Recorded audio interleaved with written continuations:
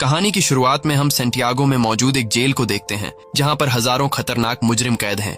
ये सेंटियागो का सबसे सिक्योर तरीन जेल है क्योंकि आज तक इस जेल से कोई भी कैदी फरार नहीं हो सका और इसका रीजन है इस जेल का वार्डन बहुत ही स्ट्रिक्ट और बेरहम इंसान है जो जरा सी गलती करने पर कैदियों को बुरी तरह से पीटता है। और यही वजह है कि इस जेल के कैदी यहाँ से भागना तो दूर बल्कि एक छोटी सी गलती करने से पहले भी 100 बार सोचते हैं। लेकिन अब वार्डन का यह खौफ ज्यादा दिनों तक चलने वाला नहीं था क्योंकि अब इस जेल में एंट्री हो चुकी थी एक बहुत ही शातिर इंसान की जिसका नाम लियोन है। लियोन एक आर्किटेक्ट है जो किसी भी बिल्डिंग को देखकर उसे पता चल जाता है कि यह बिल्डिंग कितने साल पुरानी है और इस बिल्डिंग को किस तरह से डिजाइन किया गया है। लियोन जेल में एंटर होते ही उसके दिमाग में यहाँ से भागने की प्लानिंग शुरू हो जाती है। यहाँ हमें पता चलता है कि लियोन अकेला नहीं है बल्कि उसके साथ 4 साथी भी हैं जो यहाँ से भागना चाहते हैं। कुछ देर बाद जेल का एक ऑफिसर सभी कैदियों को लाइन से खड़ा करके जेल के रूल्स बताता है और कहता है कि अगर किसी ने भी रूल तोड़ने की कोशिश की तो उसे मार दिया जाएगा। इसके बाद सभी कैदियों को उनके ब्लॉक्स की तरफ लाइन से ले जाया जाता है। यहाँ लियोन दौड़ते हुए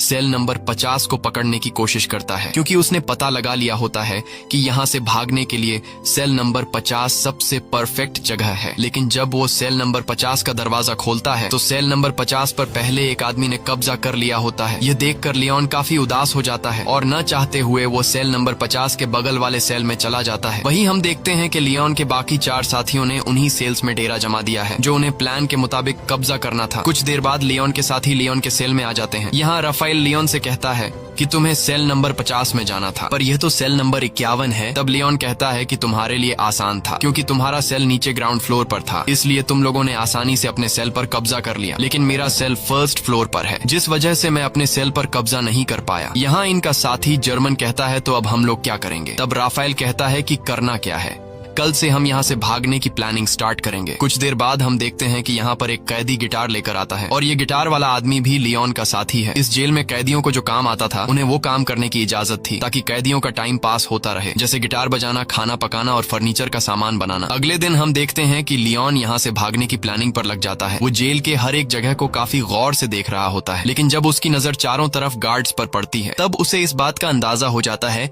कि यहाँ से दीवार से कूद कर भागना काफी मुश्किल है। इसके बाद वह प्लान बी पर काम करते हुए पैदल चलकर कदमों से जेल की लंबाई का नाप लेने लगता है। जेल की लंबाई नापने के बाद वो सीधा अपने साथियों के पास पहुंचकर उनसे कहता है कि हमें कैसे भी करके यहाँ से भागना होगा। तब जर्मन ने कहा कि तुम पागल हो गए हो, यहाँ से भागना इम्पॉसिबल है क्योंकि चारों तरफ जेल की ऊंची दीवारें हैं जिससे हम कभी भी कूद कर भाग नहीं सकते और गार्ड्स भी चारों तरफ से हम पर नजर जमाए रखे हैं। अगर उन्हें जरा सा भी हम पर शक हुआ तो वो हमें मार डालेंगे। तब लियोन कहता है कि मैंने कदमों का इस्तेमाल करके जेल के बाहर जाने तक का रास्ता नाप लिया है। हम यहाँ से जेल के बाहर वाले रोड से सिर्फ 90 मीटर की दूरी पर खड़े हैं इसलिए हमें दीवार से कूदकर यहाँ से नहीं भागना है बल्कि हम यहाँ जमीन के नीचे एक सुरंग बनाएंगे जो यहाँ से बाहर तक जाएगी। इस जेल के बाहर जंगल है और अगर हम एक बार यहाँ से निकल गए तो जेल के बाहर जंगल में गार्ड्स हमें ढूंढ नहीं पाएंगे और बड़ी आसानी से हम यहाँ से फरार हो जाएंगे। लेकिन यहाँ इनके दिमाग में सबसे बड़ा सवाल यह होता है कि इतनी लंबी सुरंग जब यह लोग बनाएंगे तो उस सुरंग से बाहर निकलने वाली मिट्टी यह लोग कहाँ गिराएंगे। यह सवाल इन तीनों को परेशान कर रही थी और लियोन सोच में पड़ जाता है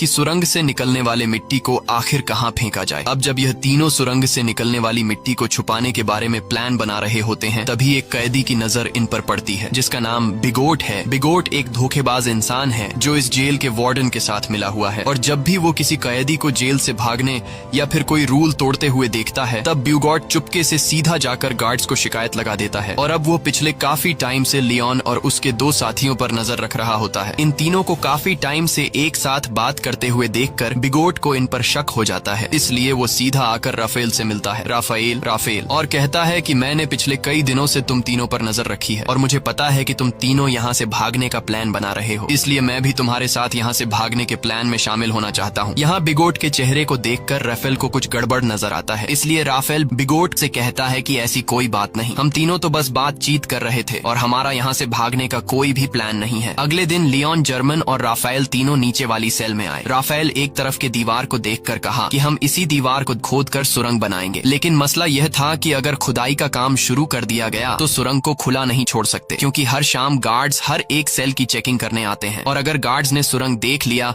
तो हम सब पकड़े जाएंगे। तब लियोन कहता है कि हम इस दीवार के एक हिस्से को तोड़कर सेम उसी तरह का एक फेक ब्लॉक बनाएंगे ताकि शाम को जब भी गार्ड सेल की चेकिंग करने आए तब हम उस फेक ब्लॉक को दीवार में लगाकर सुरंग को छुपा देंगे और गार्ड्स के पकड़े जाने से बच जाएंगे। अब यह सब तो ठीक था, लेकिन सबसे बड़ा सवाल यह था कि सुरंग में से निकलने वाली मिट्टी का ये लोग क्या करेंगे। तब लियोन अपने गिटार वाले दोस्त को सेल में बुलाता है और वो अपने गिटार में से एक बड़ा स्क्रू ड्राइवर निकाल कर लियोन को देता है, जिसके बाद लियोन ऊपर छत में एक चौकोर सुरंग करने लगता है जिससे बाहर काफी शोर हो रहा था। अब शोर से बचने के लिए गिटार वाला आदमी गाना गाकर गिटार बजाने लगता है जिससे किसी को भी सेल के अंदर का शोर सुनाई नहीं देता। और कुछ देर की मेहनत के बाद लियोन छत में सुरंग करने में कामयाब हो जाता है। अब यहाँ लियोन जब उस होल से अपना सर बाहर निकाल कर देखता है तो उसे छत पर एक बड़ा खाली जगह दिखाई देता है, जिसे देखकर लियोन काफी खुश हो जाता है क्योंकि यहाँ पर 80 टन से भी ज्यादा मिट्टी आसानी से रखी जा सकती थी। अब शाम होने वाली थी और जल्द ही गार्ड्स आकर सेल की चेकिंग शुरू करने वाले थे, इसलिए राफेल डर जाता है और कहता है कि हमें जल्दी ही इस होल को बंद करना होगा। तब लियोन ने कहा कि जल्दी से मुझे अंडे ला कर दो। यह सुनकर राफेल गुस्सा हो जाता है और कहता है कि तुम्हें इस वक्त मजाक सूझ रहा है। तब लियोन कहता है कि तुम जल्दी से अंडे ला कर दो और फिर मेरा कमाल देखो। यह सुनकर राफेल अंडे लेने जाता है और लियोन जर्मन के साथ मिलकर छत के गिरे हुए मलबे को और तोड़ते हैं और उसका मिट्टी बना लेते हैं। कुछ देर बाद राफेल जल्दी से अंडे लेकर आ जाता है। तब लियोन उस मलबे से बनाई गई मिट्टी को एक बाल्टी में डाल देता है, साथ ही वो उस बाल्टी में चूना भी डालता है और फिर उसके अंदर अंडे मिक्स कर देता है। वही इनका साथी जो बाहर गिटार बजा रहा होता है वह अपने गिटार में एक अलग धुन बजाना शुरू कर देता है जो खतरे की एक वार्निंग होती है, यानी कि सिक्योरिटी गार्ड सेल्स की चेकिंग लेने के लिए आ रहे हैं। तब सेल के अंदर मौजूद लोग भी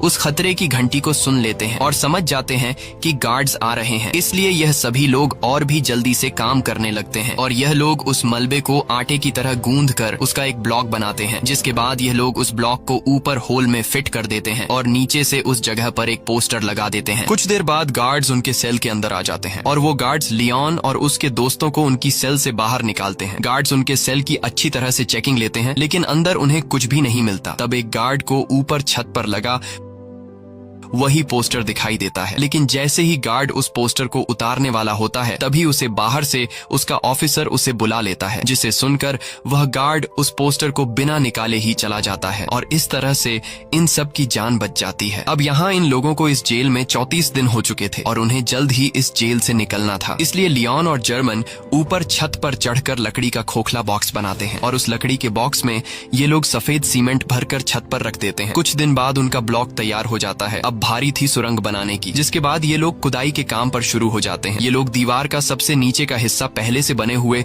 उस ब्लॉक के अनुसार काटने लगते हैं, लेकिन खुदाई करते वक्त काफी शोर हो रहा था जिसकी आवाज कुछ गार्ड सुन लेते हैं और गार्ड उनके सेल की तरफ बढ़ने लगते हैं। पर गार्ड के पहुंचने से पहले ही उनके गिटार वाला साथी आकर उन्हें बता देता है कि कुछ गार्ड सेल की तरफ आ रहे हैं। ये सुनकर सभी लोग काफी डर जाते हैं क्योंकि उन्होंने दीवार का जो हिस्सा काटा था वह हिस्सा उनके बनाए हुए ब्लॉक से छोटा था, जिसमें वह ब्लॉक फिट नहीं हो सकता था। अब जब उन्हें कोई दूसरा रास्ता नजर नहीं आता तब ये लोग जल्दी से टूटी हुई दीवार के मलबे को इकट्ठा करते हैं और जिस जगह ये लोग सुरंग बना रहे थे वहां ये लोग काफी बारीकी से सामान रखकर उस जगह को छुपाते हैं और अपने अपने काम में लग जाते हैं ताकि गार्ड को उन पर शक न हो। कुछ देर बाद एक गार्ड उनके सेल के अंदर आता है और वह गार्ड इनके सेल के चारों तरफ नजर घुमाकर चेक करता है कि कहीं ये लोग यहाँ से भागने की प्लानिंग तो नहीं कर रहे, पर उसे कुछ भी गड़बड़ नहीं नजर आता।